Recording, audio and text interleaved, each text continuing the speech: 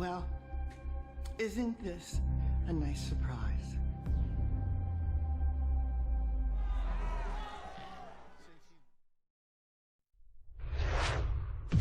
Act, rape, aggravated sodomy, trafficking a person for sexual servitude, aggravated assault with a deadly weapon, false imprisonment, pandering by compulsion, possession of cocaine, tampering with evidence, willful obstruction of a law enforcement officer, and pimping as set forth in the indictment, and a true verdict give according to the evidence, so help you God.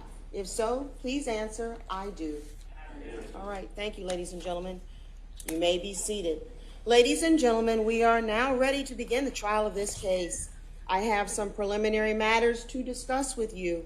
I've already introduced my staff, and I encourage you to approach them if you have any questions. You will report to the hallway that you just came through, next to courtroom 8C, and ring the buzzer always that says Judge Leftridge next to it. You will be buzzed into the hallway, and you will proceed to my jury room. Ladies and gentlemen, from this point forward, you will not enter the courtroom unless Sergeant Pilgrim brings you out from the jury room. After breaks and at the beginning of the day, you will go straight to the jury room from the elevators. Please wear layered clothing. Sometimes it is cold in the jury room and in the courtroom. We have a refrigerator, a toaster oven, and a microwave available for your use. Please bring snacks and your lunch. Unfortunately, there are very little available food choice.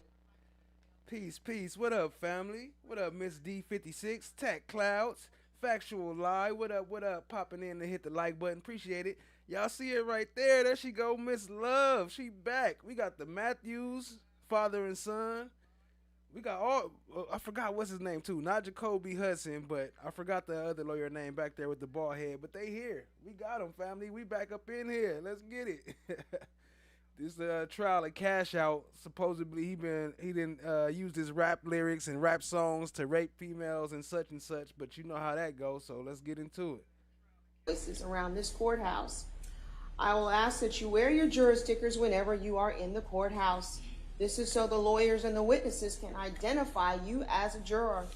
From this point on, the lawyers, parties, witnesses, and anyone else associated with this case in any way, with the exception of my staff, are prohibited from having any contact with you whatsoever. So if you happen to encounter any such persons on the street or in the elevator, please do not attempt to communicate with them in any way, and do not be offended when they ignore you. They are not trying to be rude. They are simply abiding by the law. If for some reason you have contact with one of the lawyers, or if you inadvertently overhear something about the case, please notify my deputy immediately.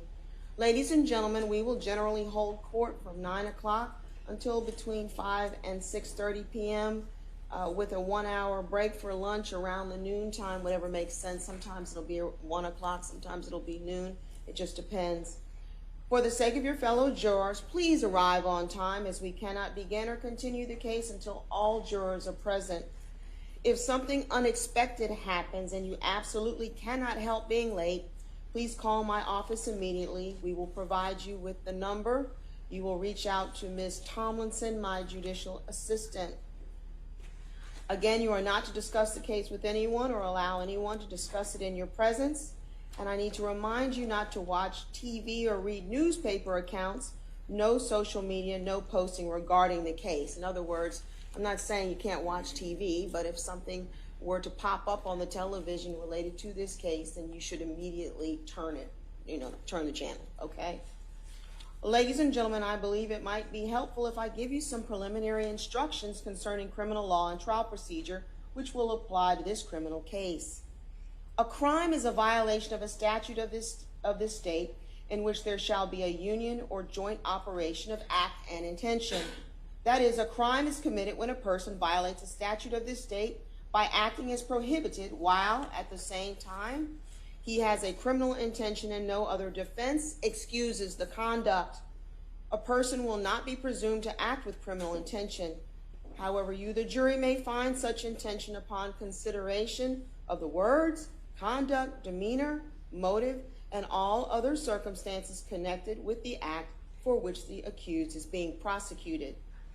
The state cannot bring a person accused of a felony to trial unless the grand jury has first indicted that person. Grand jurors do not try criminal cases. They ordinarily only hear from witnesses for the state. When a criminal case is tried, the defendant has pled not guilty to the indictment. This plea of not guilty denies every essential allegation of the indictment and forms the issue or question that you as the trial jury will decide. The indictment and the plea of not guilty to it are the legal procedures by which the state brings charges against the accused. Shout out to No One. Said I posted it up in the 5 chat. Told him come over here. Real talk. Appreciate you, family. What up, No One? What up, Jazzy T? Into court. They are not evidence, and you should not consider them to be evidence. Every person is presumed innocent until proven guilty. No person shall be convicted of a crime unless each element of the crime is proven beyond a reasonable doubt. The state has the burden to prove each essential element of each crime charged beyond a reasonable doubt. In this state, a defendant on trial may or may not testify as he or she chooses. If the defendant does testify, you would judge his or her credibility by the same tests applied to any other witness. If the defendant does not testify, which is the defendant's absolute constitutional right, you shall not draw any inference of guilt from this decision, and the defendant's election not to testify may not in any way affect your verdict. Moreover, the defendant has no duty to call any witnesses or present any evidence during the trial. If he or she calls no witnesses or presents no evidence, you may not derive any inference of guilt from such failure to produce evidence. In such case, you decide guilt on whether the state's evidence proves the defendant guilty beyond a reasonable doubt. Under our system, I have the duty as the trial judge to decide the law that applies to a case and instruct you on it. You have the duty as the jury to decide the facts in a case from the evidence and reasonable inferences arising from the evidence. In reaching your verdict, you also have the duty to apply the law to those facts. You decide the facts from the evidence. The evidence has 2 parts, testimony of witnesses and exhibits. A witness means anyone who testifies in person from the stand. The exhibits are those documents, objects, or photos that the court admits into evidence. You will have most of the exhibits with you in the jury room while you deliberate. However, there are some exhibits which cannot be sent to the jury room, so it will be important that you pay close attention to all of the exhibits admitted during the trial.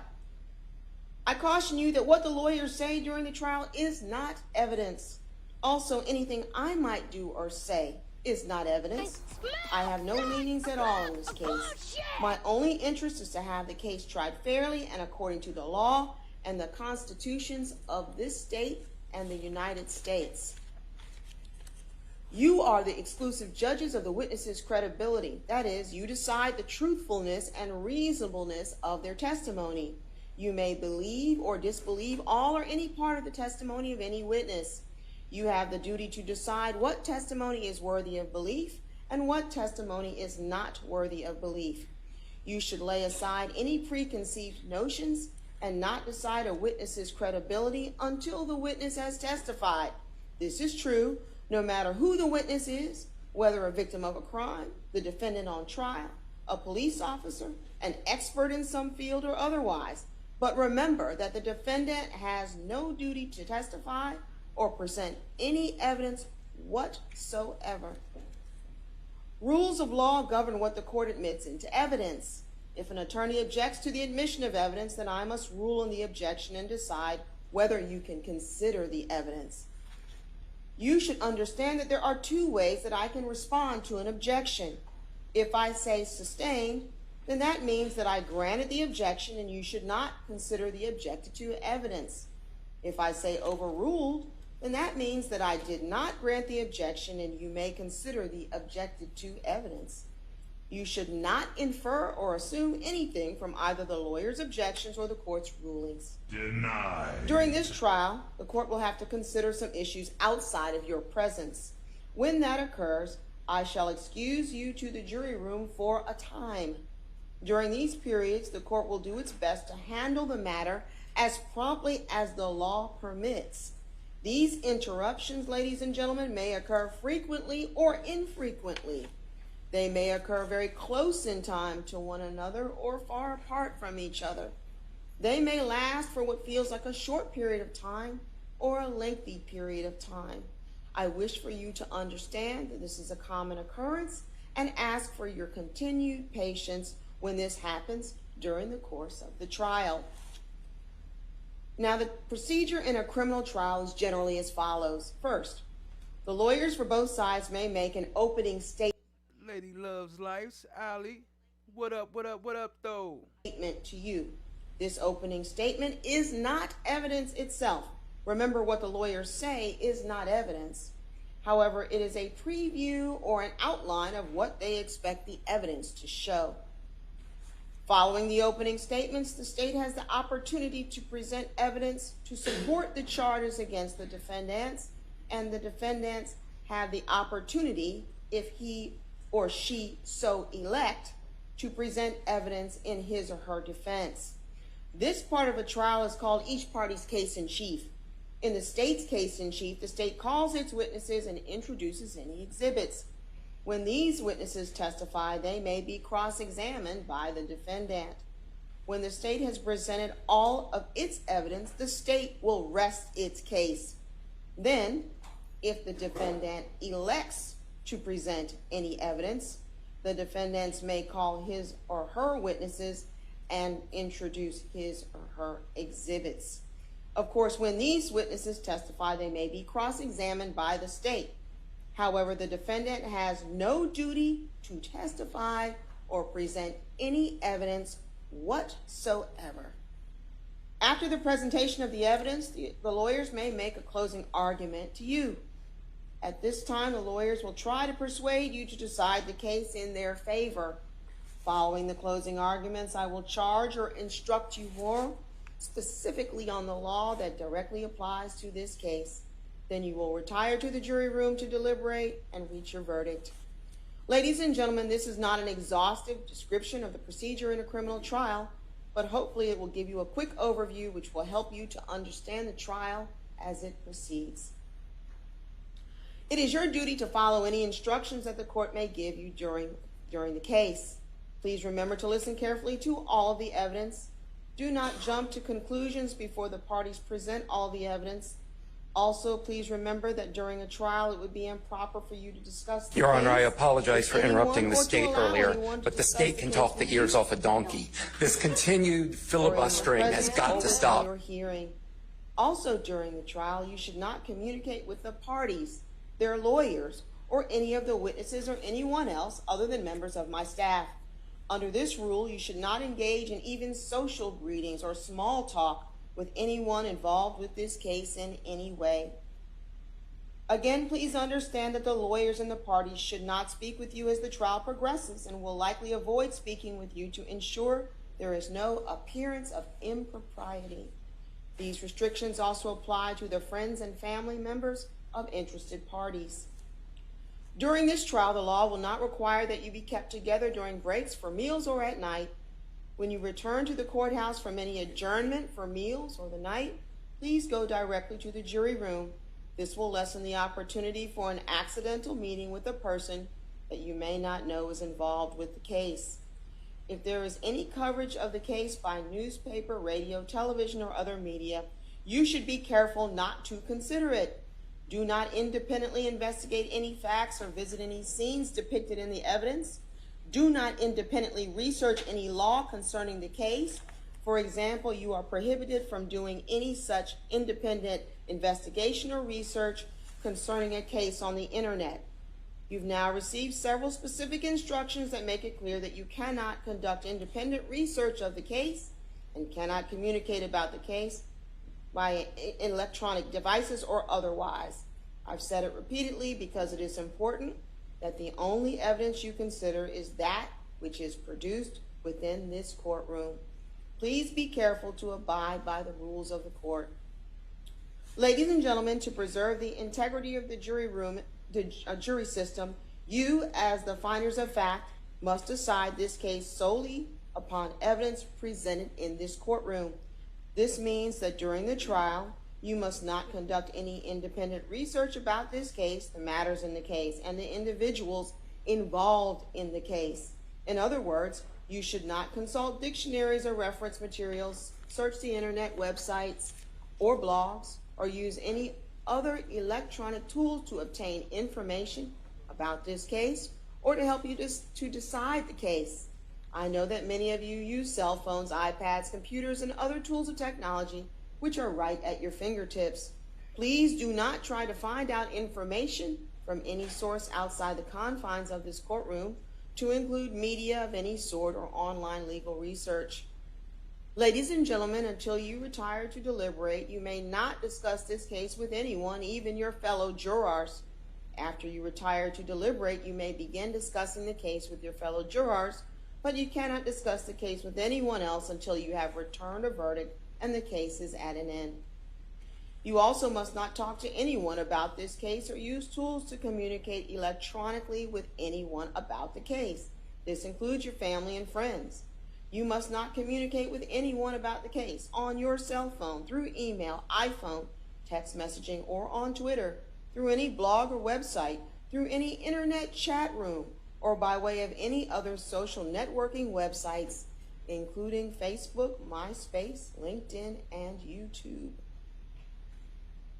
I've asked Sergeant Pilgrim to provide you with pencils and notepads for your use during the trial. You have those, is that correct? You may take notes, but you are not required to do so. If you decide to take notes, please remember that note-taking should not divert you from paying full attention to the evidence and evaluating witness credibility. Your observations of the witnesses during their testimony can be vital to your determination of the believability of their testimony. The notes that you take are for your use only and are not to be shared with anyone until you begin deliberation with your fellow jurors. Notes are not evidence, only memory aids, and should not take precedence over your recollection. It is the duty of each juror to recall the evidence, and while you may consider another juror's notes to refresh your memory, you should rely on your own recollection of the proceedings. Ladies and gentlemen, do not be influenced by the notes of other jurors unless their notes help you in determining your own independent recollection. Notes are not entitled to any greater weight than the recollection or impression of each juror as to what the evidence may have been.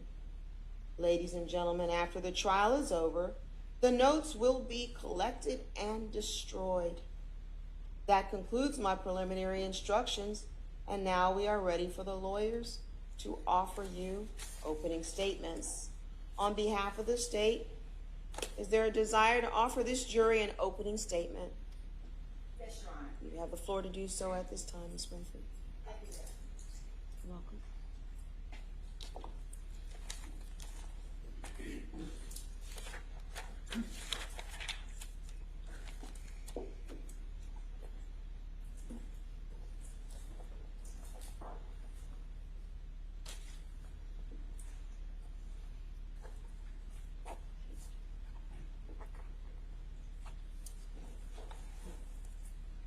Promises.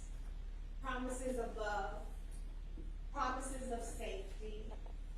Promises of a better life. Promises to level up.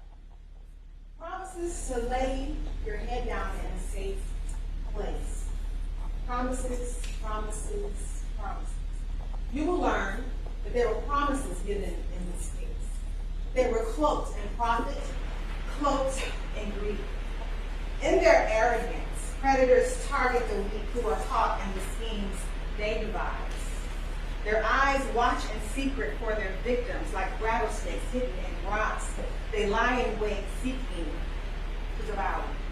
Ladies and gentlemen of the jury, that is what this case is about. This case is about these defendants.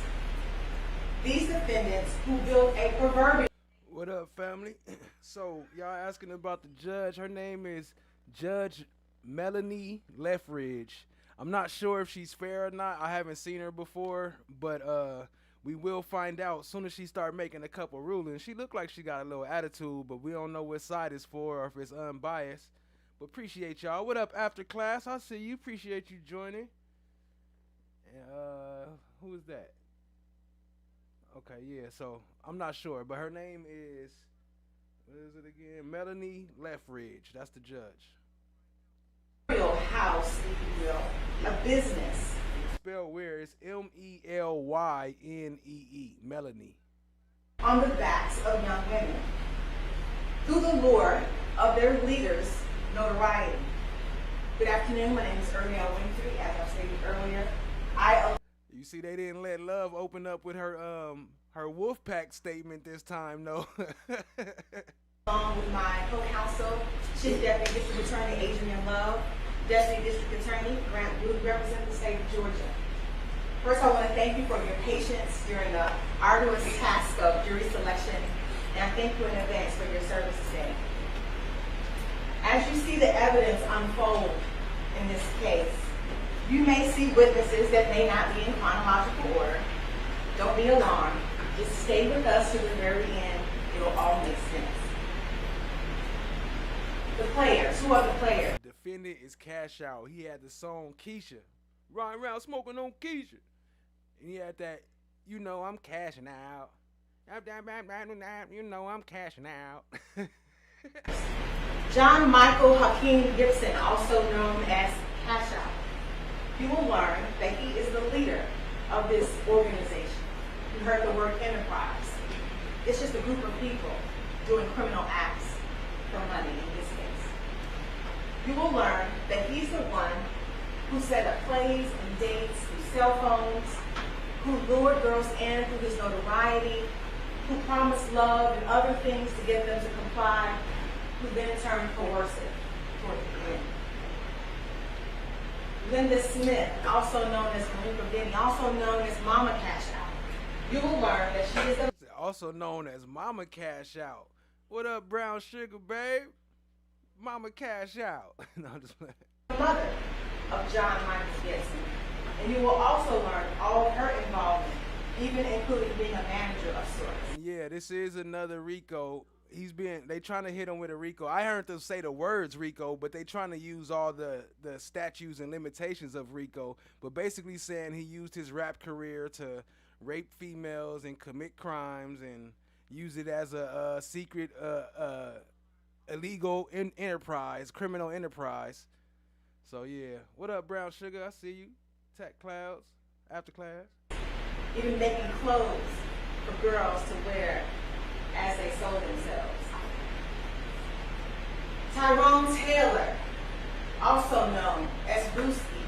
You will learn that he is a cousin of Cash Out, John Gibson, and you will learn of his involvement. He was like a recruiter. You'll learn that he was trying to be close to someone who's famous to be somebody. You'll learn that he got involved with a young girl he never even knew before, with a promise of a safe place for her to lay her head.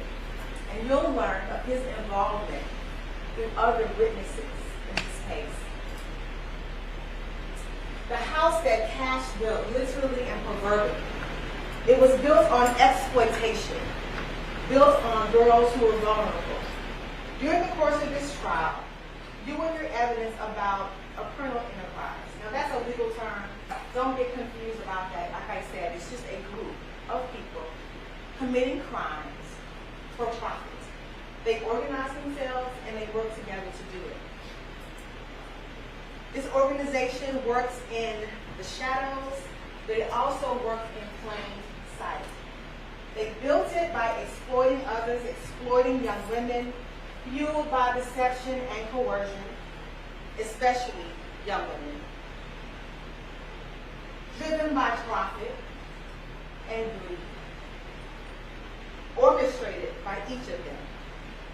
It was a criminal conspiracy that preyed on vulnerable young women for the purpose of making money. This case is about manipulation. It's about control, mental manipulation. It's about isolation. This case is also about violence. Now, you heard at the beginning of the trial all these different counts. You heard racketeering, you heard Rico.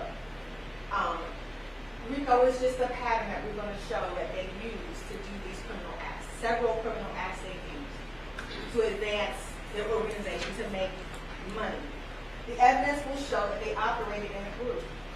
You will hear about trafficking a person for sexual servitude. You hear about pimping, pandering, tampering with evidence. There you go. The trafficking, pimping, pandering. That's the Mann Act. The same Mann Act that Judge Joe Brown was talking about, that they use against all the males. If you ever have intercourse with females in more than one state, you better be careful, because they might try to hit you with trafficking, hit you with the Mann Act. They don't call it the Mann Act, but that's the rules they use. I'm going to try to pull it up, matter of fact.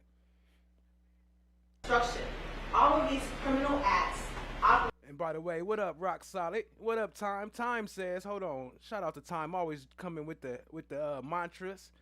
The word of the day, flesh of the gods in chat, family, respect and blessings. Stay consistent and always remember to keep your connection to God. Trust nobody but God and yourself, and keep your circle of friends very tight. What up? Appreciate you for the nice words, Time. Operating in concert to show that they operated together. That's all we do. You will hear from survivors, women who were groomed, women who were isolated and sold. You will see records and messages, financial transactions, witness testimony, victim testimony, all calculated and designed to profit off of human suffering. You will also hear from expert witnesses in this case. Specifically, you will hear from an expert witness whose name is Mary Beth Nelson. She is a witness of human trafficking, and she will give you education and provide the dynamics of sex trafficking and to debunk the big myths about trafficking. She'll debunk the myth about sex trafficking being the proverbial white van that runs around and snatches women and children off the street and sells them into sex slavery. She'll talk about it being up close and personal and intimate. She'll explain to you the nomenclature or the verbiage used in commercial sex, so you'll understand when the evidence comes out what is being said and what it means. You'll hear from not a Diddy trial, it's a pity trial. DNA experts.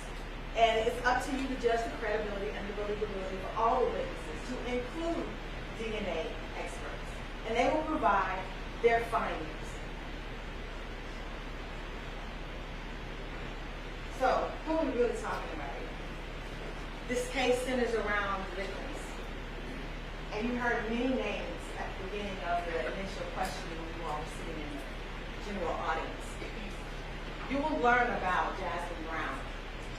You will learn that she's from Delaware, was a ward of the state, meaning she didn't have a connected family. You will learn that her first play was a violent rape set up by her trafficker, John Michael Hakeem Gibson. You will learn that she ended up getting out of that situation by some brave law enforcement folks who stepped in and saw her and helped her get out. And it was from her disclosure that all of it broke open. We were able to find other survivors and victims to bring these defendants to justice. You will learn about Jordan Adams, who was also a vulnerable young woman who had gotten kicked out of her home and was on the streets of Atlanta. She ran into Tyrone Taylor, also known as Brewski, who promised her a safe place to lay her head that night at a hotel on Hilton Industrial Boulevard. Unbeknownst to her, she's raped and she is sodomized. You will learn that Mr. Taylor, Defendant Taylor, he invited Cash Out over to have fun with her as well, and she was victimized all night long. You will learn she was also then put out on the street to go and sell herself. You will learn about Jessica McQuarrie, who's from Indiana, and she was involved with Cash Out during the early years. Dominique Lewitowski, you'll learn about her. Talicia Dubin, Frederica Spencer, Talithia Wright, Chantori Tolbert, Diamond Irvin. You will learn that while each of them found themselves in this heinous situation, the one common thread is that while they suffered, they survived. They were robbed of their dignity and cloaked in shame. We will show that the defendants in this case used threats of harm, physical harm, psychological abuse, financial control, and drugs to trap their victims. And we will demonstrate that this organized group. So I got it up on the screen, but I'm going to read it after she finished her opening arguments for those who don't feel like reading it. I'm going to still read it, but just not yet. But it's up there if y'all want to read it now. Had a command structure, specific roles, specific rules, but the product in this case was human beings. Human beings used over and over and over again. You will learn how Cash Out and his mother, Mama Cash Out, and the cousin Bruce, because it's all in the family, and how they work together in order to obtain this goal. This goal was to make money, motivated by money. The enterprise, it used tactics designed to recruit women, designed to control women, designed to exploit young women. Some of these women were often desperate. For the purpose of commercial sex, this is what they were obtained for. They lured them through a pattern of systematic plans. All of this, again, to gain money. The victims were groomed, isolated from their families, and coerced. And the people sitting behind this operation, they knew exactly what they were doing. The house that they built, the foundation is greed. The backs of the young women that made the money for them, they had no control of the money they made. Some of them subject to sexual violence, some of them subject to physical violence, all of them subject to psychological violence. Now, there's something important you will hear in this book. Two of the co-defendants, individuals who were once part of this very enterprise, will take the stand and they will testify for the prosecution. They will tell you what they saw, they will tell you what they did, and they will tell you what these defendants did. The witnesses were not promised anything in return, no deals, no promises, no favors. They are coming forward because the truth matters. And because they know what happened, they know it must be brought to the light. Their testimony will be of Kiera Adams. You will learn that she's been involved with Cash Out from... Yo, shout out to Cat Knott Williams. Say she got something starting in a couple minutes. Appreciate you stopping by, showing some love. Y'all show some love to Cat Knott Williams. Drop them KSPNs. You know we love you around here. Appreciate you. Early on, since about 2014 to about 2022, intimately involved with the inner workings and dealings of this organized way of committing crimes. She will describe to you in detail all that she did, her part in it, and all that they did, and their part in it. You will also hear from Deanna Sanders. She was in a relationship with Cash Out. And you will learn that all of these girls believed that they were in a relationship with Cash Out. All of them learned and felt as though he loved them, or they were his girlfriend, or they were his wife, or soon to be wife. All of that. And Deanna Sanders will talk to you about her physical abuse at the hands of these women. You will have corroboration. You will have the testimony will be supported by a mountain of evidence, text messages, financial records, witness accounts, victim testimony, all of it pointing to the same conclusion. The defendants worked together, exploiting human lives for profit. Now, the court already instructed the burden is on us, it's on the state. The defendants have no burden whatsoever. They don't have to put up a scintilla of evidence at all. But I want to inform you to be mindful of the distractions, to not go down the rabbit holes. The evidence will be the evidence. I ask you to take notes, copious notes. We'll be here for a while. So you may not remember something from the first day to the last day. This evidence will be disturbing. What up, though, Tay Biz? Good to see you here, family. What up, Tay Biz TV? Appreciate you joining. Admit the details will be hard to listen to and difficult. but they are necessary. Because at the end of this trial, the only conclusion the evidence will support is that the defendants ran a criminal enterprise that trafficked human beings. Defendants Taylor and defendants Gibson even sodomized and... For y'all don't know about Tay Biz, y'all sub up to his channel too. He makes great content over there. One of the top streamers over here. Appreciate you, family. raped one of the victims. And this pattern of criminal behavior must be brought to light. And the defendants must be held accountable. You will learn that there is nothing that is concealed that will not be disclosed or hidden, and that all will be made known. What has been done and said in the dark will be heard in the daylight. And what has been whispered in the ear in the inner rooms will be proclaimed from this witness stand. I will come back to you at the end of this case. And we will talk about all the evidence you heard. And we will review all the applicable law. And I will come back and ask you to find all of the defendants guilty. Thank you for your All right. Mr. Matthews, on behalf of Mr. Gibson, would you like to offer this jury an opening statement? Yes, Your Honor. You have the floor to do so at this time, sir. Thank you.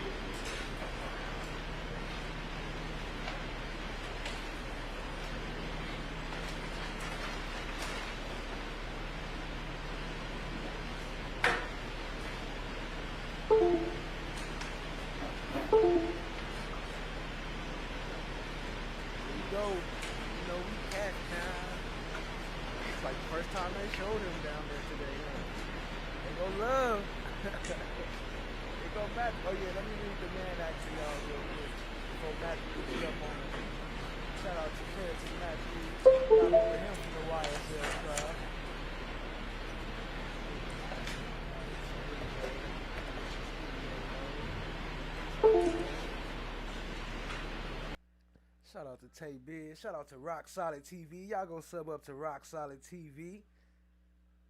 So, the Mann Act, also known as the White Slave Traffic Act, is a federal law criminalizing the transportation of individuals, regardless of gender, for the purpose of prostitution, sexual activity for which a person can be charged with the criminal offense or other legal sexual acts across state or international lines intentionally. It was primarily used to combat human trafficking, particularly to force transportation of women and girls for prostitution. However, its broad language led to misuse and prosecutions in cases beyond its trial, beyond its original intent, including some involving consensual relationships according to legal information sources, including some involving consensual relationships, meaning that a lot of people that been locked up because of their relationships, like for example, Puff Daddy and the Cassie thing. I'm not saying he innocent, so don't take it that way. But I'm saying like they was in a relationship. Like, you know, how can you traffic your girlfriend unless, I don't know. But this pimping, pandering, it's like a pimp act basically. It was put together to put pimps in jail. All right, we're gonna get back into it. Including some involving consensual relationships according to legal information sources.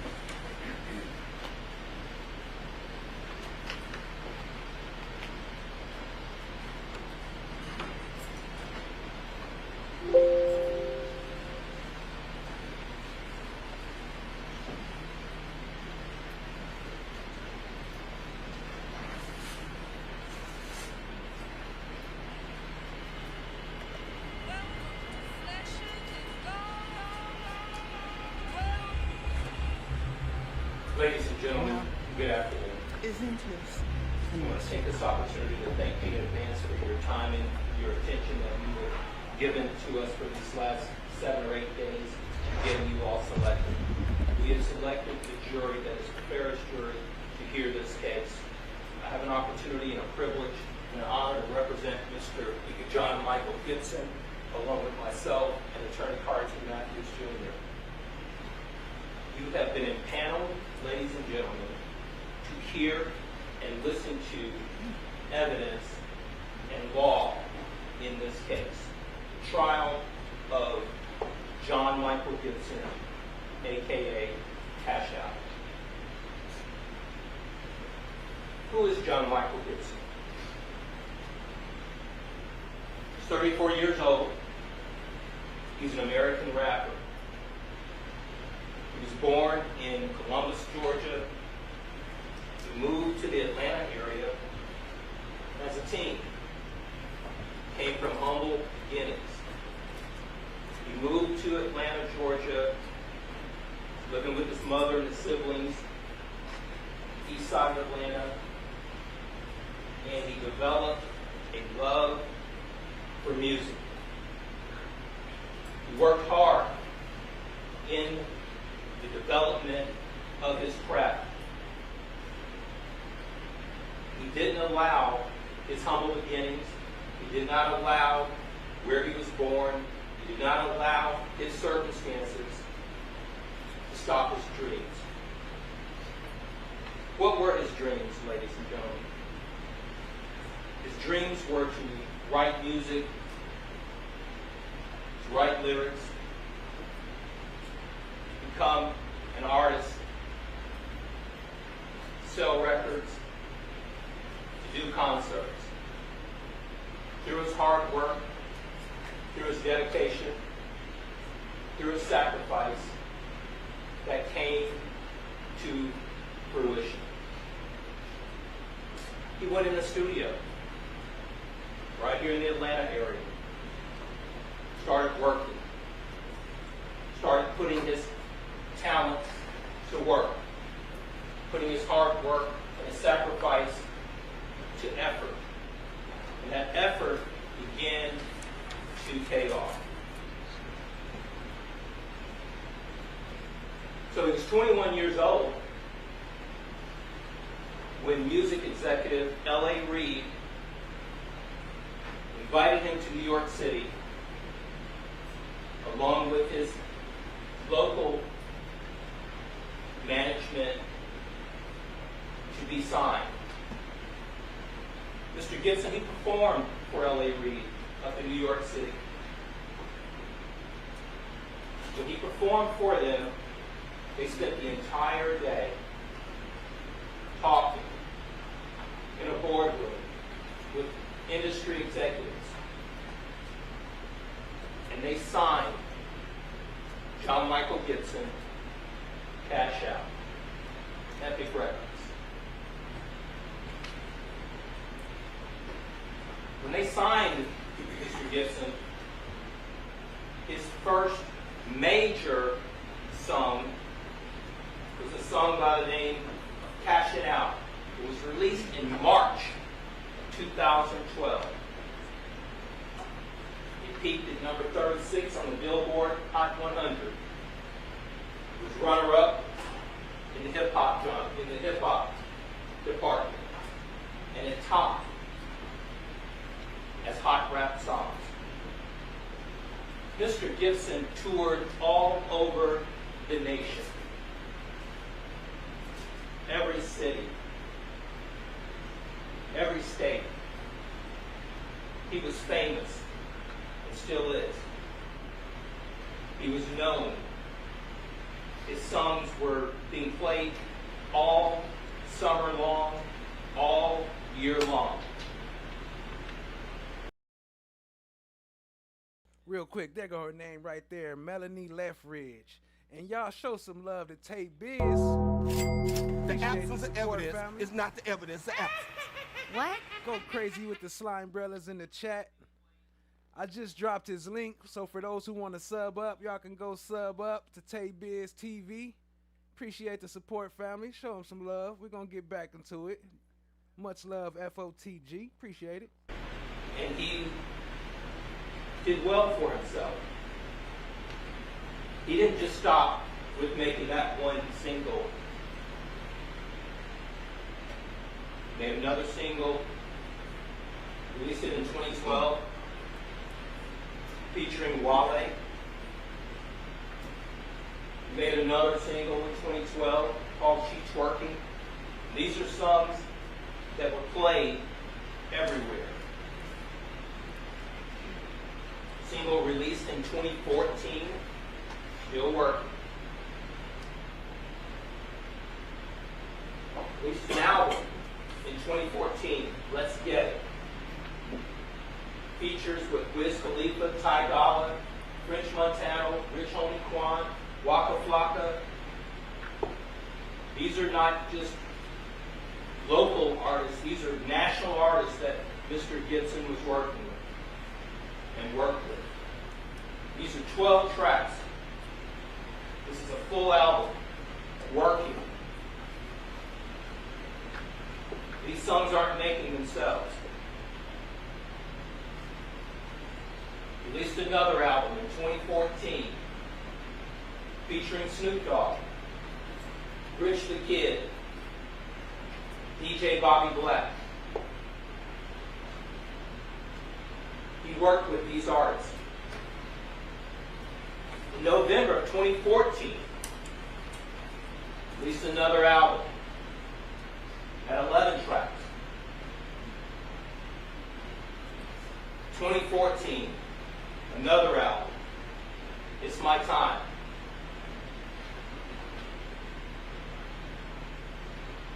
Keisha, another one, 2015, 17 tracks.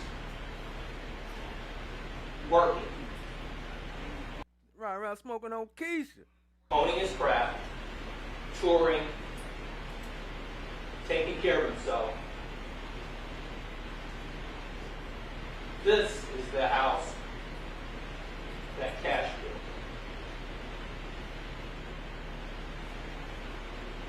2015, 8 tracks. Tracks or songs. Born for This, featuring Rich Homie Quan. Released in 2016.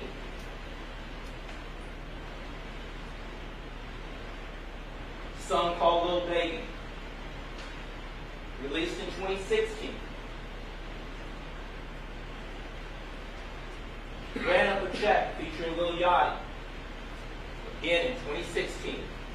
Working.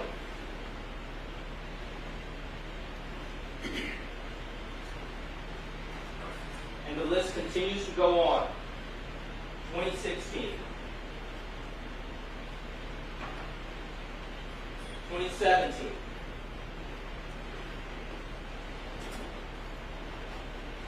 2019. 2020. Those are all songs, albums, Mr. Gibson working, taking care of his business,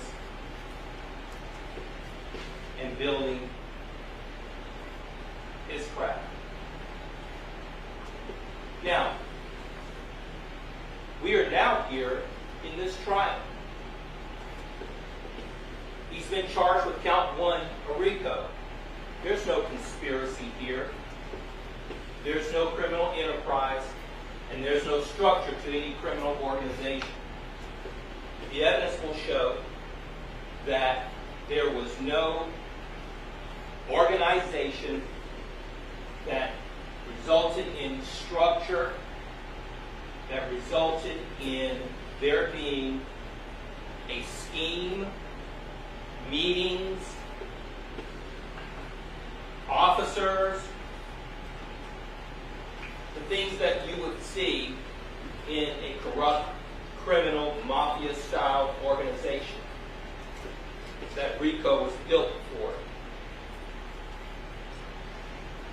The evidence is going to show that this goes back, in terms of this indictment, from 2013, 10, 12 plus years ago, to 21. The evidence is going to show that this was put together in a Rico case. They put this together. Now let's talk about some of these persons that you will hear from. Now, the allegation, ladies and gentlemen, is that Talicia Dewberry pimped and pandered. She was interviewed by members of the district attorney's office several years later. 6, 7 years later. 22 maybe, 2022. And you will hear her tell you, ladies and gentlemen, that it was not Mr. Gibson, that it's this girl named Raven.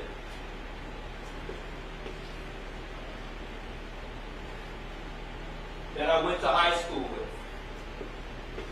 So I encourage you to follow along and listen to what comes out. It's not a rabbit hole. It's not distractions. It's not going to be any of that. It's going to be asking questions and getting answers. It's this girl named Raven I went to high school with. You're not going to hear that Mr. Gibson recruited her, enticed her to be pimped or pandered.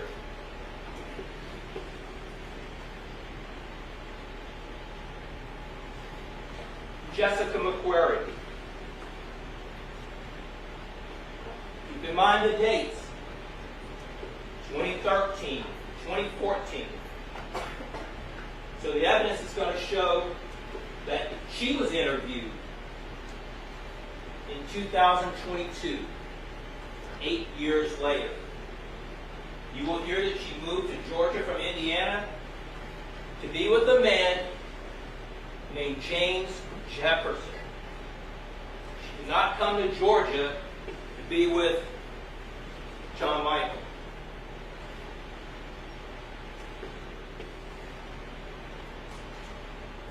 You will hear that she was in communication with her mother, Christine Spurlock. There was no pimping or pandering, no simple battery. So you listen to it. Some of it may be hard to hear. Our job is not to be brutal. Our job is not to demean. Our job is to get the information. To get the information so that you can hear it. And so that you can evaluate it. Dominique Wojciechowski. Still in 2015 now. Interviewed when? 2022. See the trend. You're going to see the trend. 2022.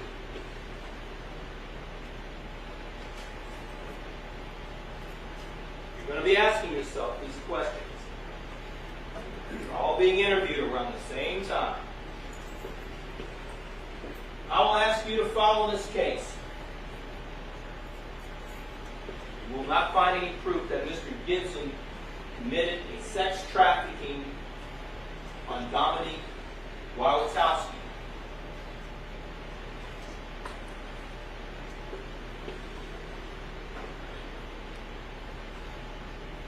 Frederica Spencer and Talithia Wright. I put them together, ladies and gentlemen, because they were together. They were together. The evidence is going to show that they were together when they came to Georgia from Alabama. You're going to hear, ladies and gentlemen, that they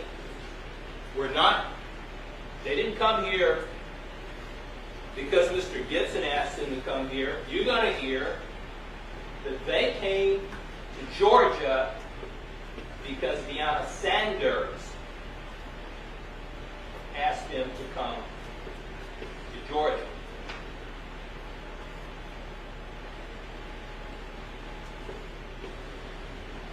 And look at the date, August 1 to August 13. Court continues. They were interviewed when? 2022. One in April, one in August. Now, when we get them on the stand, and when they come and sit and take this witness stand, we're going to talk. We're going to have some conversation. What did they tell the police that morning? You will hear evidence that they're going to tell the police that they were robbed by 3 men at the Delk Road Baymont Inn. But you may hear something different when they take the stand. You may hear that they may say that they were raped by a guy or 2 guys. And we're going to talk about all those things. Because you will have an opportunity to listen to the evidence.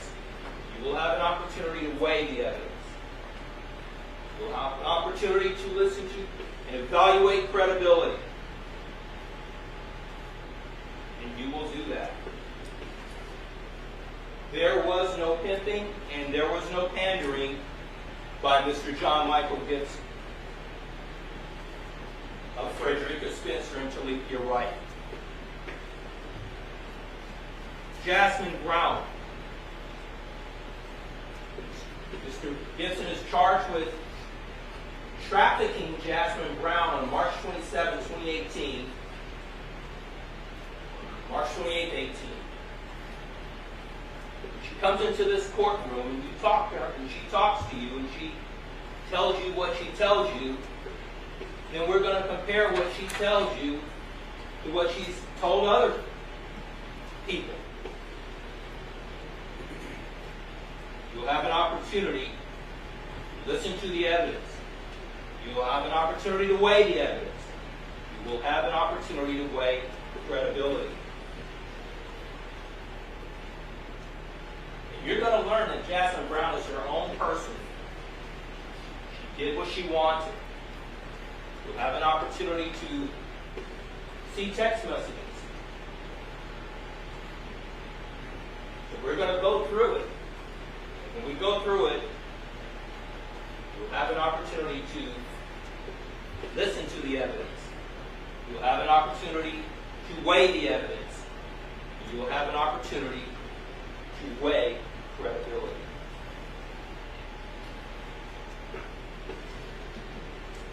Ladies and gentlemen, you heard a very long indictment being read.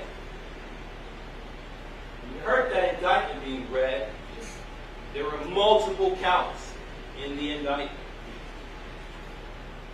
And in that indictment, which is not evidence, but it's a document that they put together, being the district attorney's office.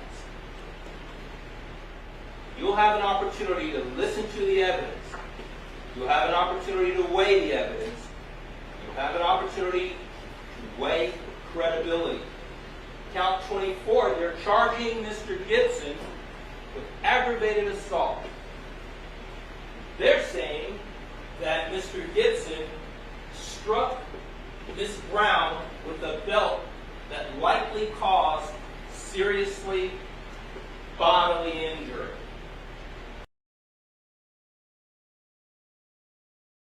My bad, I was on mute. But dang, they said he whooped her with a belt? What is this? What is this type of slavery stuff they got going? What up, YP Conchick? YP said no. If love is here, it's automatically a mistrial. Or unfair trial. Automatically an unfair trial if love is there. Why? I don't know what I said, but I was high every day for a whole year, and I would say anything. I would say and done anything to get out of here. I would say and done anything. Joni 4 in the building. What up? What up? Appreciate y'all joining. Let's get back into it.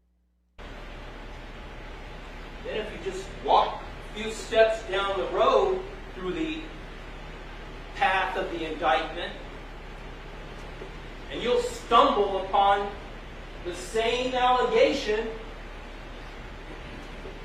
charging Mr. Gibson with the same conduct, and they chose to charge it as simple battery now. Count 30. Beating with the belt. This is their document that they've charged Mr. Gibson with. you'll have an opportunity to make it make sense in their indictment. Which is it? Is it either? How can it be both? Why do they put them both in there? We're going to talk about all those things.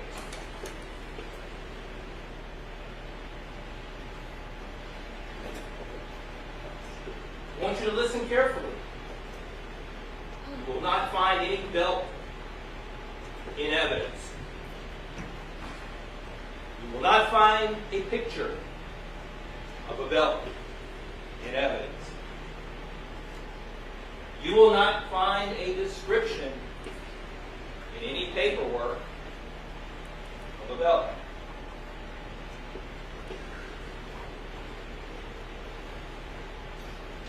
Now, part of this case, they charged Mr. Gibson with keeping a place of prostitution.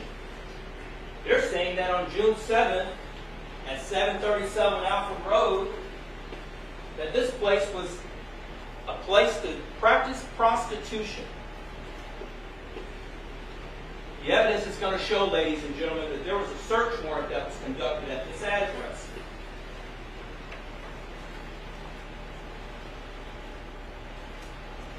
You will not hear any evidence that in the search of this location that they found condoms, lubricants, baby oil,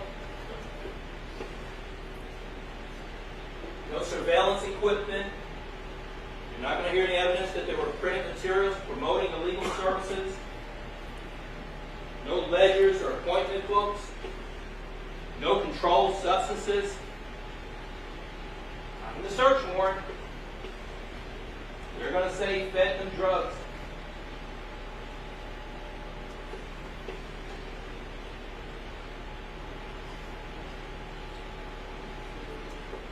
Then they charged Mr. Gibson with willful obstruction on that day in June of 2019. They're saying he refused to come out. The evidence is going to show, ladies and gentlemen, that he was in the bed. The evidence is going to show that they used some type of tear gas or some other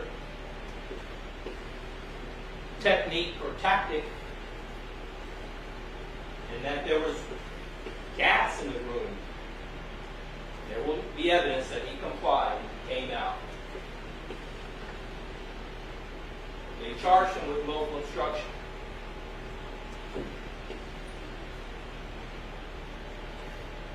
Ladies and gentlemen, they charged Mr. Gibson with possession of a firearm during the commission or attempt to commit a felony on June 6, 2019 through June 7, 2019. They allege that Mr. Gibson had on him or within arm's reach a handgun during the commission of a felony against and involving the person of another.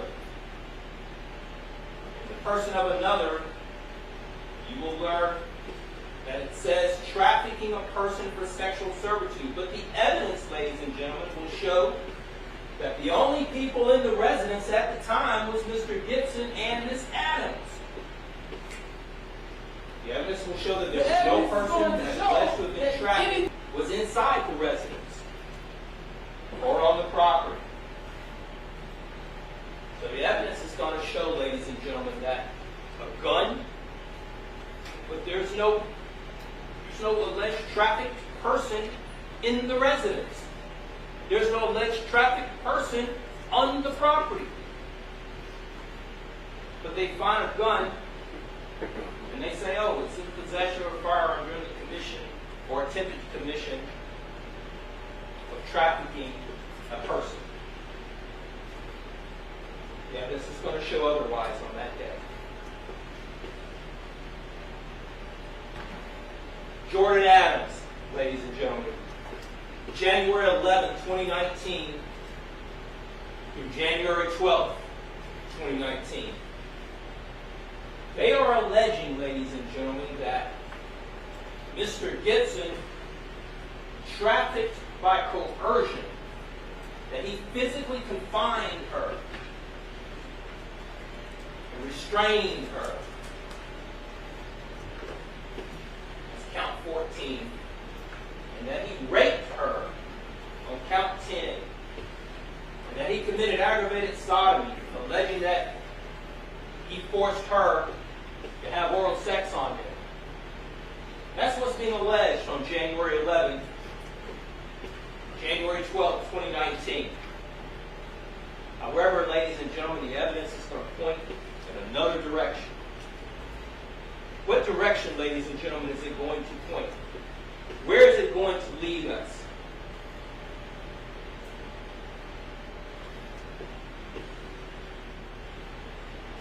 Ladies and gentlemen, the evidence is going to show that Jordan Adams, she was handed a folder with 6 photographs. And of those 6 photographs, ladies and gentlemen, it included a picture of Mr. Tyrone Gibson, amongst 5 others. Ladies and gentlemen, Jordan Adams picked out a totally different person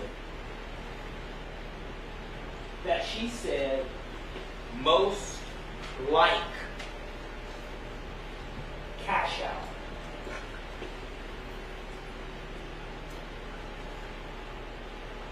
Now the allegations is that she was sexually assaulted all night long by Mr. Gibson, Mr. Taylor. But she picks out a photograph of someone totally different who is not John Michael Gibson. And on it she writes, most like cash out. But it doesn't stop there, ladies and gentlemen. It goes farther. In her recorded interview, the day she spoke with the police, the question was asked, well, what did cash out look like? Now, ladies and gentlemen, you guys have been here for 7 or 8 days. We're all human. We all have eyes. Our eyes have vision. And you've had an opportunity to see Mr. Gibson. You all came in here, you looked at Mr. Gibson. You looked at Mr. Taylor. You looked at Ms. Smith. And you eyeballed. Because that's just human nature.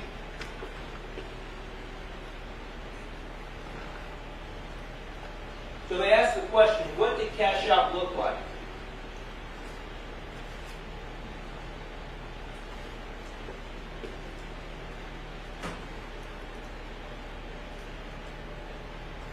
Said he was tall. She said maybe 6 feet. 6'2".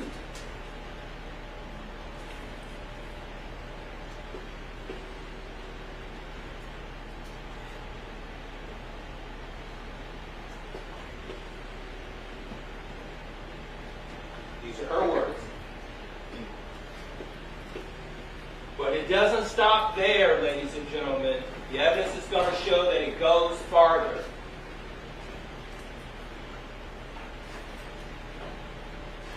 There was DNA evidence. You're going to hear from Ashley Hinkle. She's a forensic biologist with the GBI. So there was a kit, a sexual assault kit. And this is right after. There's a sexual assault kit that was done. It was preserved, and it was ultimately sent to GBI.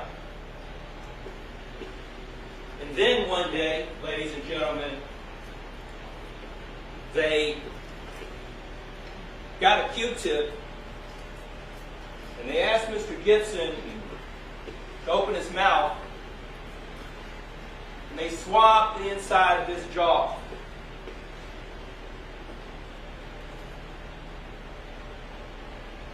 And when they did that, they preserved that. And then they sent it to GBI. So now they have the kit that they got from Miss Adams. And now they have the swabbing from Mr. Gibson.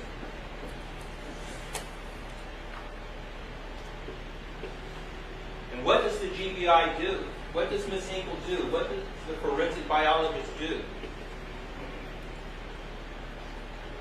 They do their science. When they do their science, they offer a report. And that report comes back, ladies and gentlemen. And we have an opportunity to read the report. And the evidence, ladies and gentlemen, is going to show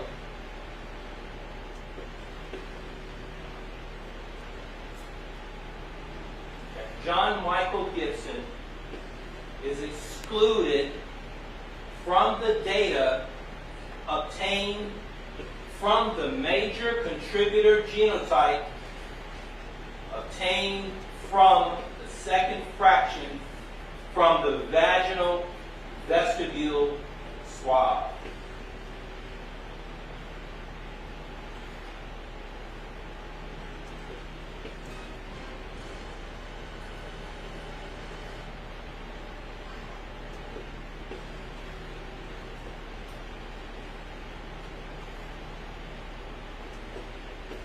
August 27, 2021.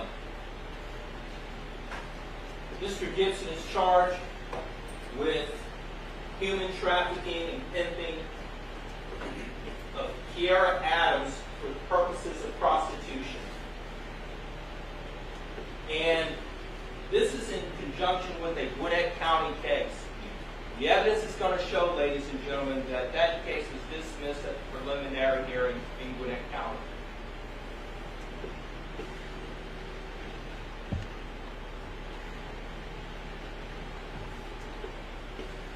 Shontori Talbert, July 1, 2020 through July 11, 2020.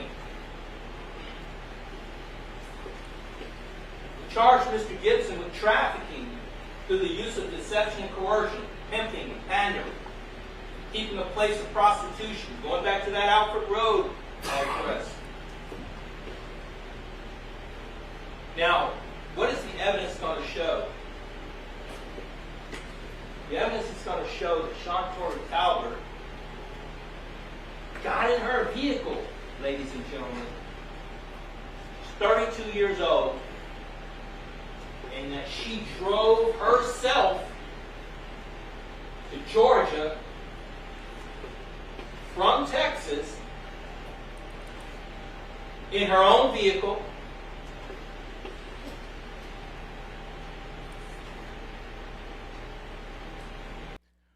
What up, Lucy? Thanks for joining. Nah, you didn't miss Love's opening statement.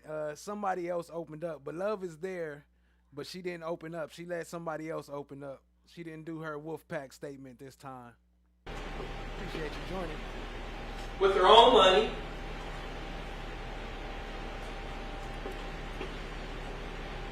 and with her dog. And she's 32 years old. Not 18. This is not a case about minors. This is a case about adults. 32 years old, ladies and gentlemen. For 10 days, that's what they're saying, that he trafficked her. The evidence is going to show that Mr. Tyrone Gibson, John Michael Gibson, did not traffic Shontori Talbert.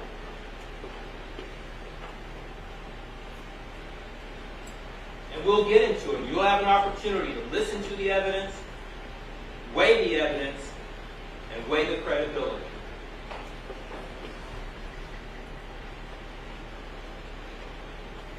We've already talked about the Gwinnett County charges.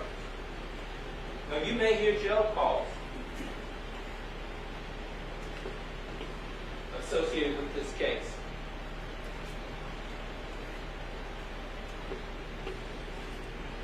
Now, ladies and gentlemen, you heard State talk about co-conspirators. Well, I don't know if they're co-conspirators or not. That's going to be for you to determine. That's what you're here to do.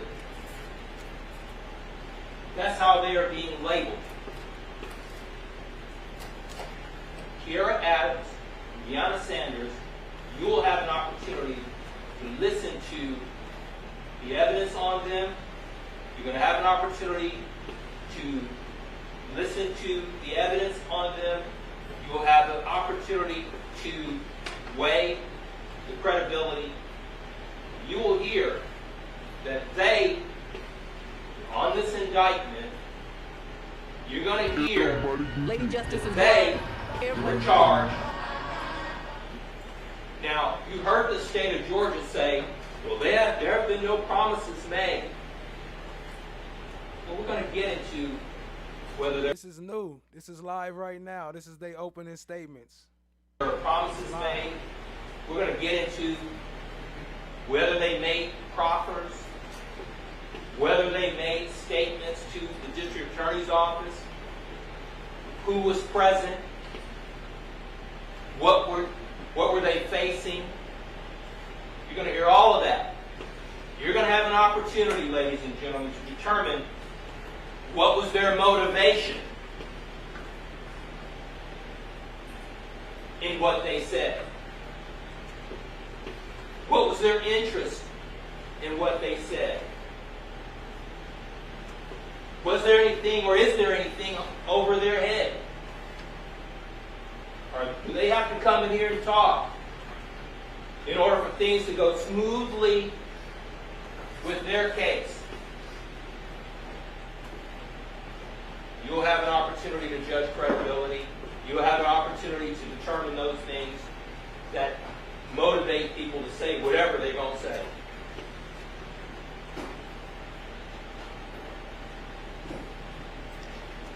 Then when it's all said and done, ladies and gentlemen, we're going to ask you to weigh the evidence, listen to the evidence, judge credibility. This is a very long indictment, which is not evidence. There are a lot of witnesses. But if you stay with us, which we know you will, we'll come back later. We'll tie it all together.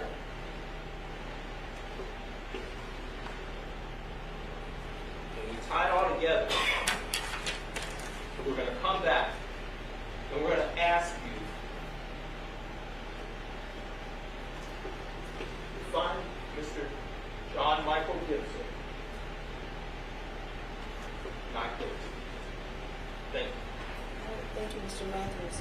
Mr. Francis, on behalf of Ms. Smith.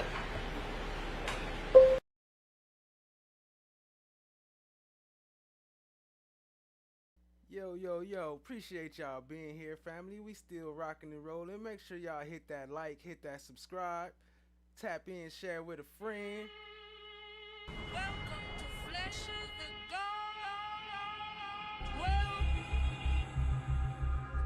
Well, isn't this a nice surprise?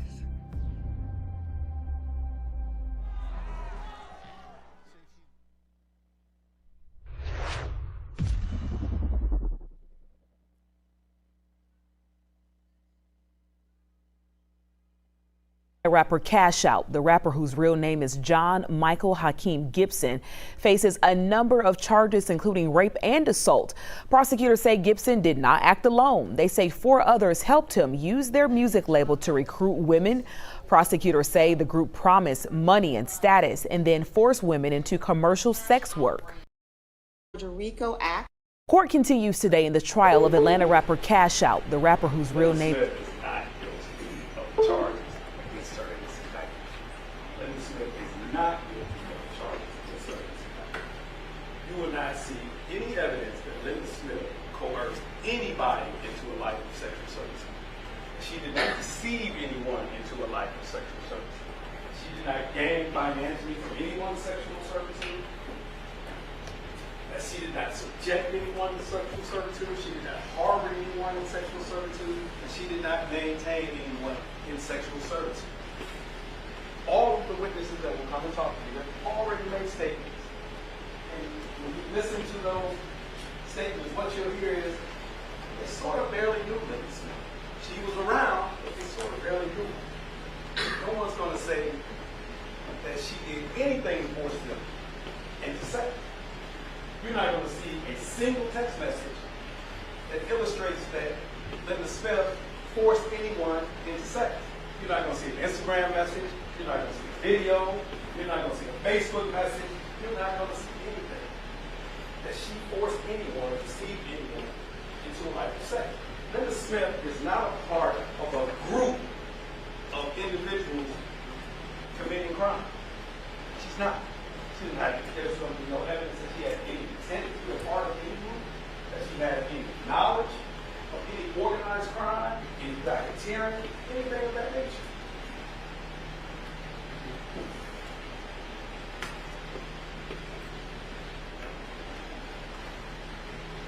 Linda Smith received some cash checks from a few people over a period of years.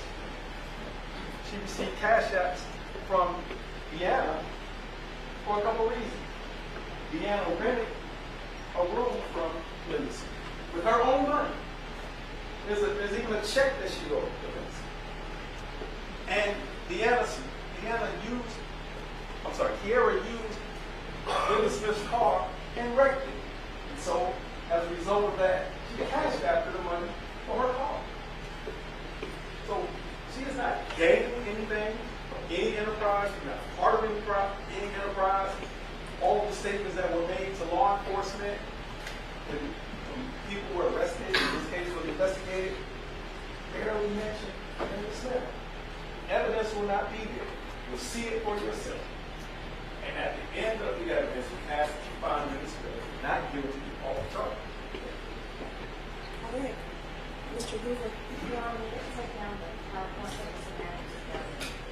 Sure. It's the PowerPoint. If it's up, will you take it down? Thank you, Mr. Matthews.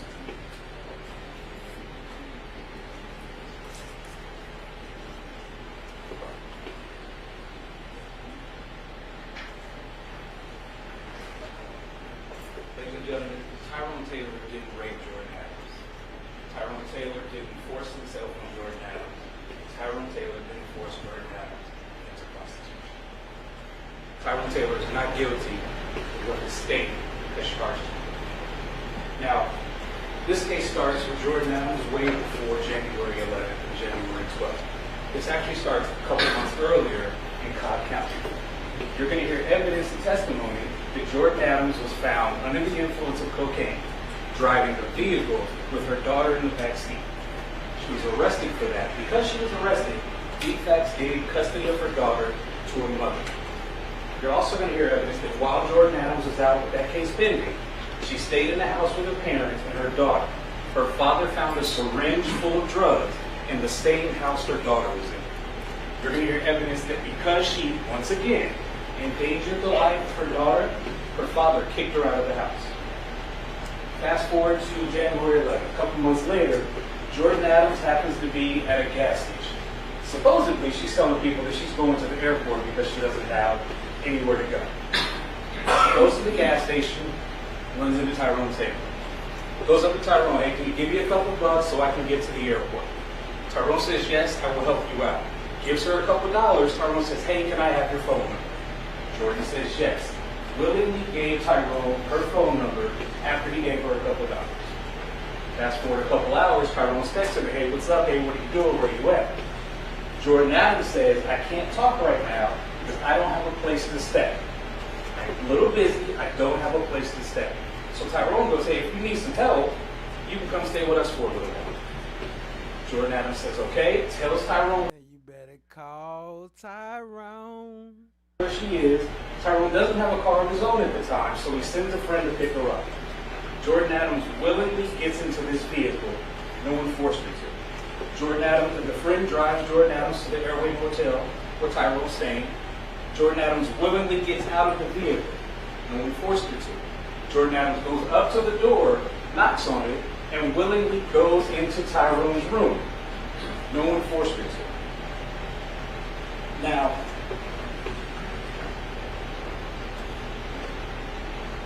once in the room, drugs are there. Everyone's, or not everyone, people are doing drugs, stuff is happening, that's it. That's all we know as of right now. Fast forward, Jordan starts to tell this story about what happens in that room, and depending on who she's talking to, her story changes. Now, ladies and gentlemen, you're going to hear the evidence is going to show you that the very first person that Jordan was communicating with was her mother, via text message. The evidence is going to show you Jordan never said, hey mom, I'm being raped by 2 men, send help. You're never going to see evidence that says, hey mom, I'm being tortured and kidnapped by 2 men, this is where I am. Hey mom, I'm being held on my own, I have nowhere to go, nothing to do, please send help. What you're going to hear is Jordan said things like, don't call anyone because I'll go to jail. Or mom, I'm going to call a friend to come pick me up, I'll take care of that on my own. Or mom, don't say anything that's going to get me in trouble.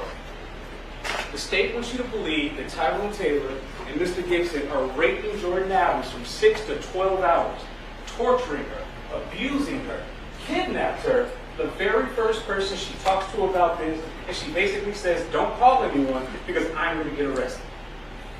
Fast forward to, January 12th when she's talking to officers. Second story. Second time she has an opportunity to say or to tell what actually happened. Now the evidence is going to show you that she tells officers, as soon as she walks into that room, Tyrone made her take a shower, and then the rape started happening immediately. She says it's Tyrone is the only one raping her, and basically for about 3 or 4 hours, it's Tyrone continuously. He would get up, he would stop for a minute, and then he'd go right back to it. First time she talks to an officer, that's what she says. Then she adds in, well, you know what? It happened up to about 3 a.m., then Mr. Gibson shows up. And now it's 2 men raping her from 3 a.m. till 9 a.m. that same morning. So with this story, she tells the cops that... Okay, trigger warning, trigger warning. I didn't know he was about to go in like that. Oh, I forgot to change that color back from the last one. Let me fix that color for y'all. But yeah, trigger warning. Oh, I didn't know he was going in like that. 2 men are brutally raping her, torturing her, physically holding her down to the point to where she can't move or breathe. They're choking her to where she can't move or breathe. She is scratching them, she is fighting them, but she can't stop them. Sometimes both of them rape her together. Sometimes they raped her one by one. Sometimes they used condoms. Sometimes they didn't. And every time one of them would stop, they would give her cocaine. So ladies and gentlemen, the first time she talks to an officer, she says, 2 men raped me from 9 to 12 hours straight. They never really stopped because one of them were always doing something. But when one would pause, I would have cocaine. So she's getting raped, tortured, and beaten, and drugged for 9 to 12 hours straight. A month later, she's talking to other officers. This time, she tells officers, well, when I got to the room, I took a shower. Tyrone didn't rape me for the first few hours. The rape didn't start until 3 a.m. when Mr. Gibson shows up. Story's already starting to change again. This time, she goes on to say, yes, they both raped me for all this time. They drugged me the entire time. I couldn't do anything about it. But I was scratching them. I was doing all that, but I couldn't do anything else about it. The first time they talked to the officers, Jordan Adams said, well, all I saw was cocaine. They kept giving me cocaine. The second time they talked to the officers, Jordan Adams, oh no, there was cocaine, there was heroin, there was marijuana, there was vodka, there was tequila. We were doing everything. Her story completely changes every single time. What we do know at some point, Jordan is not in that room with Tyrone. She's not in that room with Mr. Gibson. Jordan, for 3 hours, let Jordan tell you, she is walking up and down the street from the hotel to the Citgo. Now, ladies and gentlemen, this is why this is so important.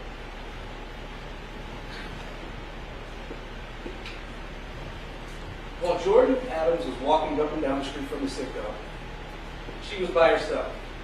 We have no idea where Mr. Gibson is because she kind of forgets about him and doesn't say anything, but she says Tyrone was in the hotel room. So Miss Adams is walking up and down the street by herself with a cell phone.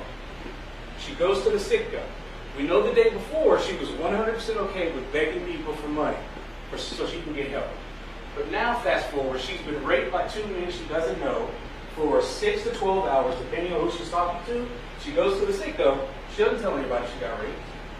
She doesn't go inside to the employee and say, hey, I'm being raped. I've been kidnapped. They're forcing me to prostitute. She doesn't do that. For 3 hours, she's walking up and down that street, seeing people, communicating with people. She never once said, help me, I have been raped. I am being tortured. I've been kidnapped. They're forcing me into prostitution. Ladies and gentlemen, you're also going to hear that during this time, Jordan Adams runs into the hotel manager.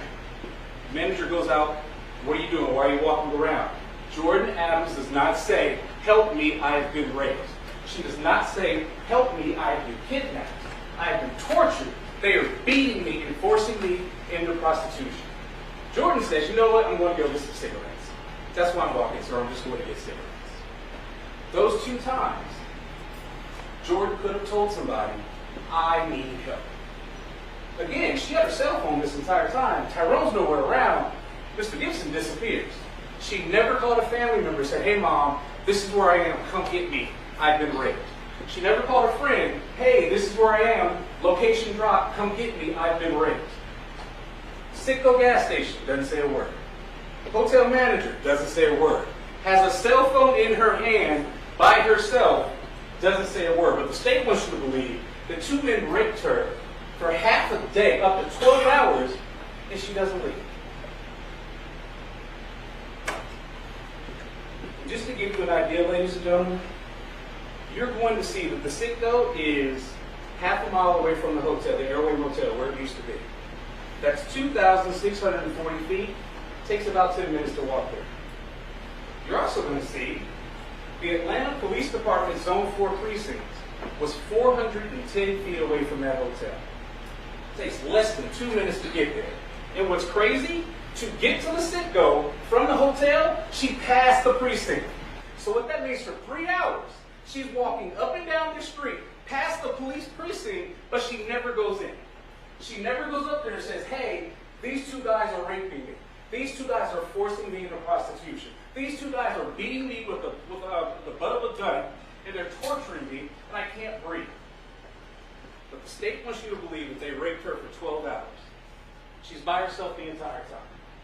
Now, ladies and gentlemen, you're also going to hear testimony that allegedly Tyrone, after he forced her out into prostitution, said, if a man picks you up, take him to the Quality Inn.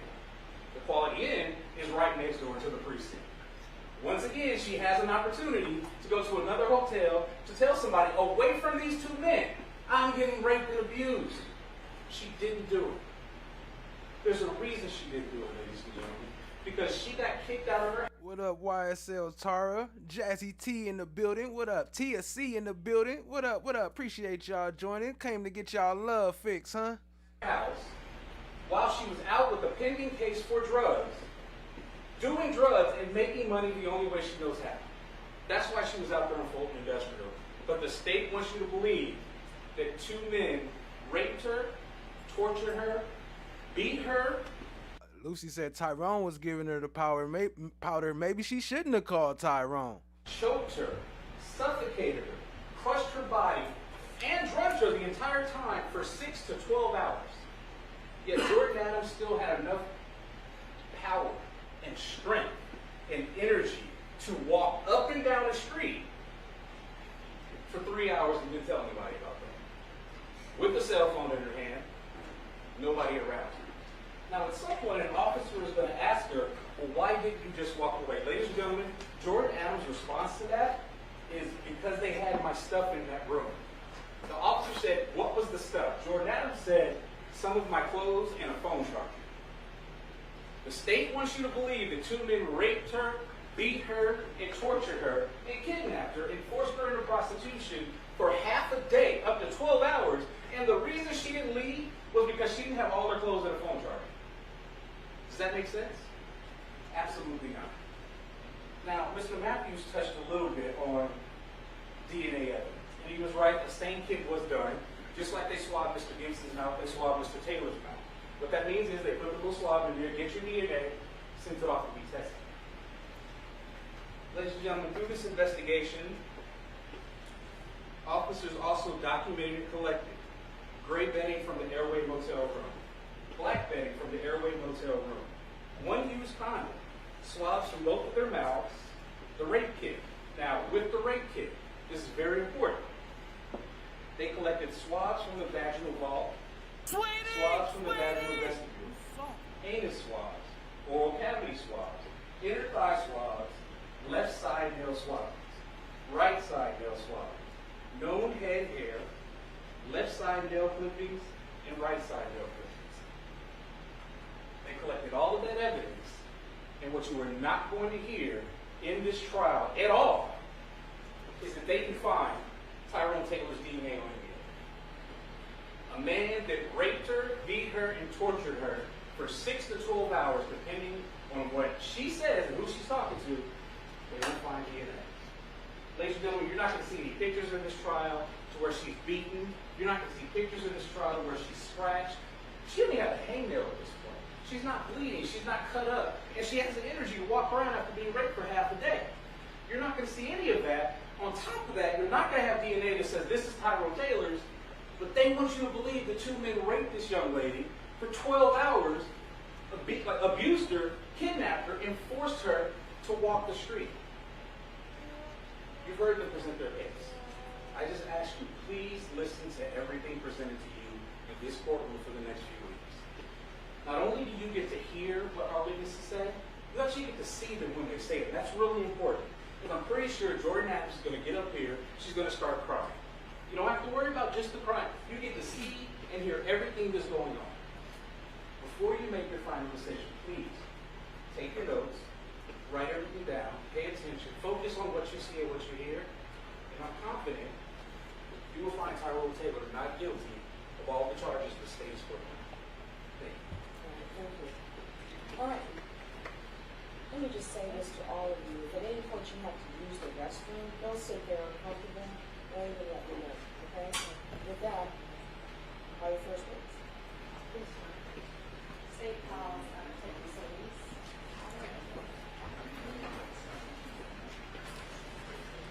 You do? Okay. We need a break for a few minutes. Okay? So we take 5 minutes. All right, for the jury. Appreciate y'all being here. Y'all go sub up to, go follow on Instagram, Tack Clouds. Always. They go Love. There she go, Miss Love. There she go. Y'all go follow Tack Clouds on Instagram. I just dropped her link in the chat. She always showing love and supporting over here, dropping the links. I appreciate y'all, family. Go.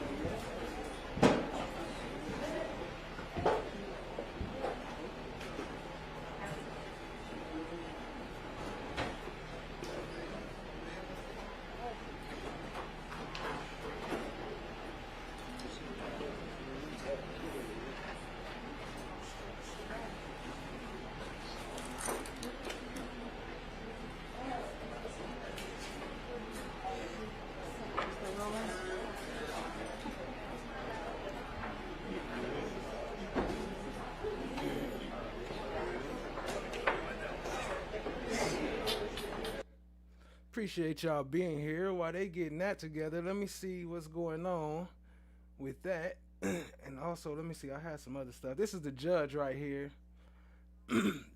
Judge Melanie Lethridge. 2001 to 2020. From Georgetown University of Law, 1991. Bachelor, senior associate. So she got a lot of experience. It don't really say if she, it's not gonna say if she biased on here or not, so we won't be able to tell. I don't know how to pull up the other thing. I mean, I do, but I don't know if I want to do that.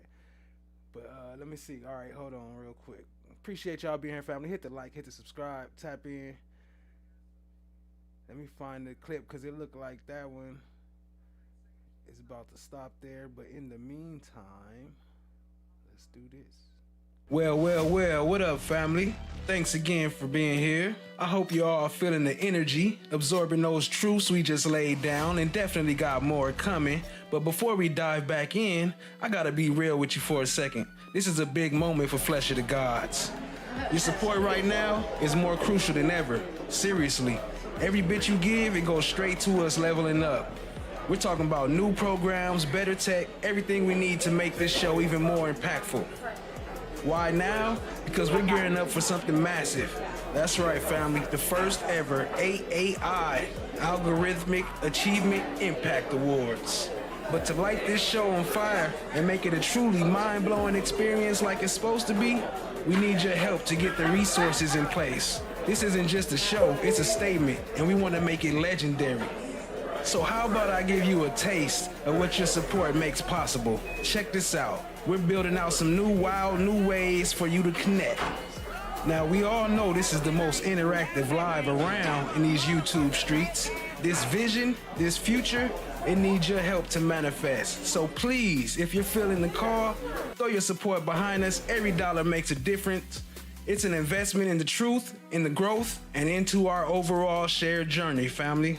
Also, this includes new chat prompts and a couple new things that I got under my sleeve. But anyway, I'm asking you to help us make this AAI award show the most unforgettable and help us to keep pushing boundaries of what's possible here on Flesh of the Gods. We're in this together. Thanks in advance, family. The Cash App and PayPal donation links are right here. And if you could help, it will be greatly appreciated. You could also help just by hitting that like button or that subscribe button. Thank you all in advance. Much love, family. Now let's get back to the show. These nuts.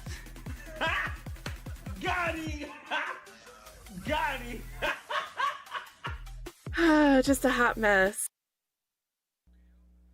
So they back live, but they audio not on yet. So let me see. I got some other stuff on this other browser while they getting ready. Let's see, what else was that? Where's that? Nope, not that one. Just a hot mess.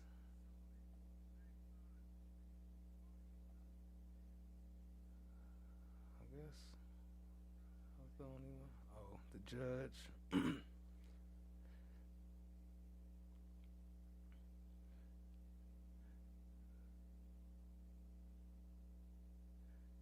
Let's see. Senior Associate, Associate Vice President, Associate District Attorney, Senior Associate, Staff Attorney. I'm just reading the titles, the first part. Staff Attorney, Member of State Bar of Georgia, Court of Appeals. So she worked in the Court of Appeals, Supreme Court of United States. So she worked in Supreme Court. Oh, other states, so that's where they at anyway. That's where she at now. District Court, member and past chair, Atlanta Bar Association. Member Gate City Bar Association. Member Georgia Bar Association of Black Women Attorneys. Okay, Georgia Association of Black Women Attorneys. Member Georgia Association of Women Lawyers. Georgia Asian Pacific American Bar Association, Sandy Springs Bar Association, Stonewall Lawyers Club, Georgetown Club, Metro Atlanta.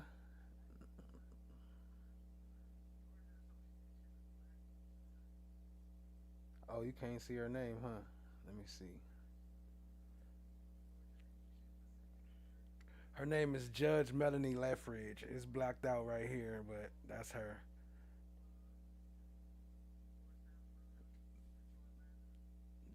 I do got another clip. Hold on, let me pull up this other clip while they getting ready.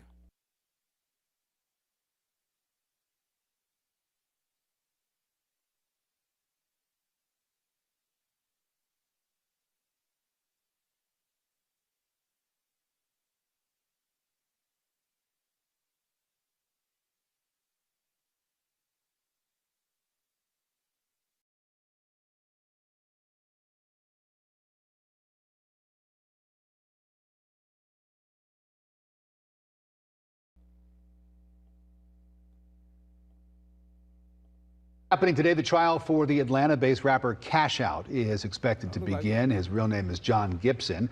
He was indicted in 2023 on several charges, including rape, sex trafficking, and luring women into prostitution.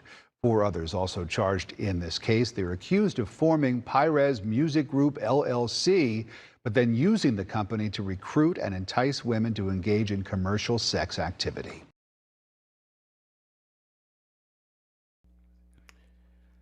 Okay, look like they shut it down.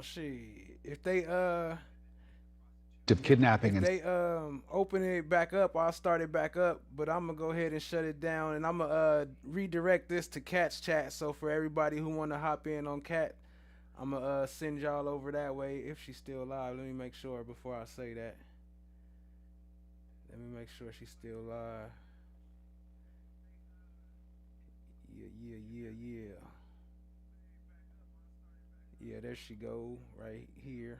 All right, so yeah, I'm gonna redirect to Cat for those who wanna keep it going. Appreciate y'all being here. Make sure y'all hit that like, hit that subscribe. One more shout out to today's stream sponsor real quick. The absence of evidence is not the evidence of absence.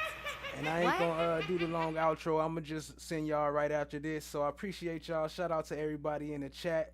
Let me send y'all some shout outs, and then I'm gonna send y'all right over. Appreciate you joining once again. All the support. Shout out to Miss DB. What up?